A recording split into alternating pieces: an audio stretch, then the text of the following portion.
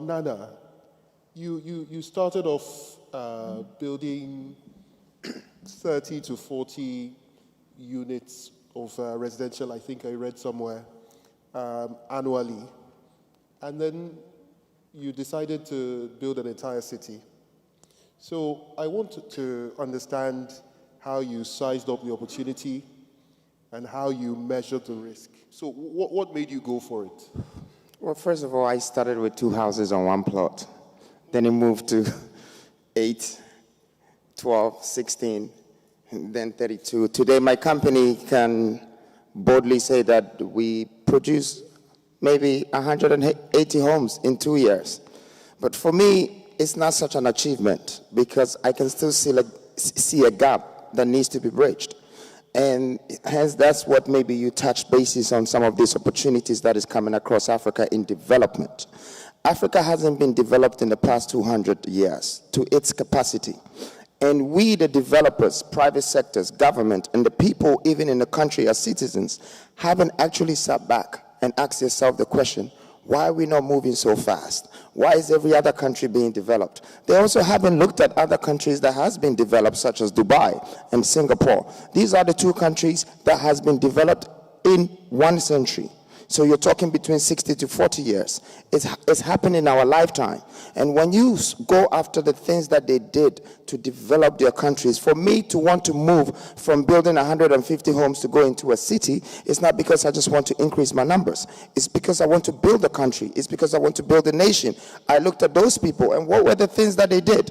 One of the major things that these countries did was that they introduced industrialization, which Africans have been lacking for a very long time. Now, when I say industrialization, I live in a country where I import everything to finish my houses.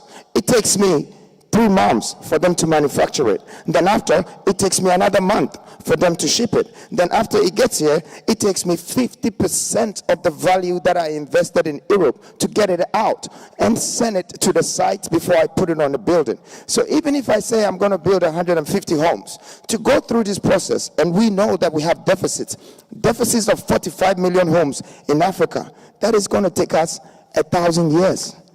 If we don't start to build our own industrial platforms, the industrial platforms that is going to stop us from having to go all the way to Europe and buy a door and buy a lock and buy this and come back home and fit it, when we can just bring the same people here to do the same thing. In fact, one of the people here, Alessandro, who is my very good friend, and he owns Chateau, and I met him the first time I met him. Yes, we did our business and we spent close to $1 million, but I said to him, Alessandro, this is not what I want to be doing. I don't want to be buying things from you from Europe.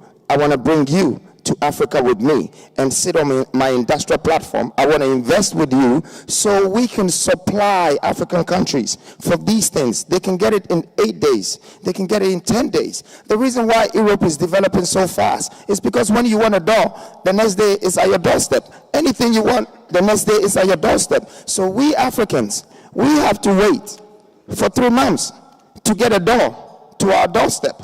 And we want to develop our country without facing these issues. We really need to address these issues. We Africans, and I don't blame the government and I don't blame the citizens. I don't blame myself because I don't believe in excuses, but I believe in doing. This needs to be done.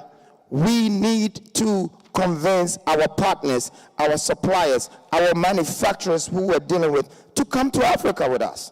They have to sit on our industrial platforms. We need to find ways to build energy. The rate of energy in Africa is 13%. How are we going to build it? We need it to go to 50%. We need to invest in energy so industrialization can create room for pioneering. Now we're talking about mass housing. I've already done the numbers, and I did it so well that, JLL is one of the people that I work with and other companies. But when I sat behind my own closed doors and decided to do these numbers for affordable housing, you are building a home for someone for $20,000, calling affordable, that they will never get the money for you. 1 million people in one country cannot afford to give you $20,000 because they have the minimum wage, a minimum wage that finishes before the end of the month. How are they going to pay their mortgage? We have a problem even the financial systems, because for me to have grown this far in my business is because I didn't have to think in the beginning that I needed the bank to support me to grow. I realized that they just couldn't do it.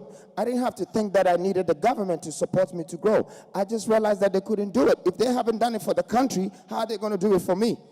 I feel like we Africans are the future, that we are going to develop our own country by thinking and having a positive way of thinking, bringing people from outside to join us to develop our country, because the history of every country in this world that has been developed brought people from outside. Even Dubai, they brought the Pakistanis, they brought different people to work, to build Dubai. And then they had the biggest industrial platform, which is Sharjah. You can confirm yourself. Today, it's the biggest industrial free zone platform in the world. They had to build their own glasses, manufacture their own glasses, manufacture their own Alukubon, and it was 2 minutes drive away from Dubai. You wonder why those buildings were springing up so fast. Without these things, I think we have an issue. And I couldn't have any stage to address some of this. It might sound a little bit political, it might sound a little bit governmental, a little bit business, but it's the truth. That until we start to have this positive mind of developing our nation, our people, and thinking deep down the solution of the problem, which is the root of what is stopping our development, Africa's development still will be stagnant. And I think it's our time.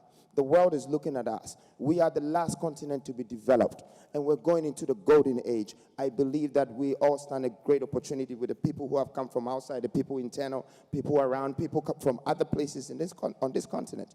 We all stand a great chance to build opportunities out of this and build our country and build our nation. Thank you so much, Nana. Thank you very much.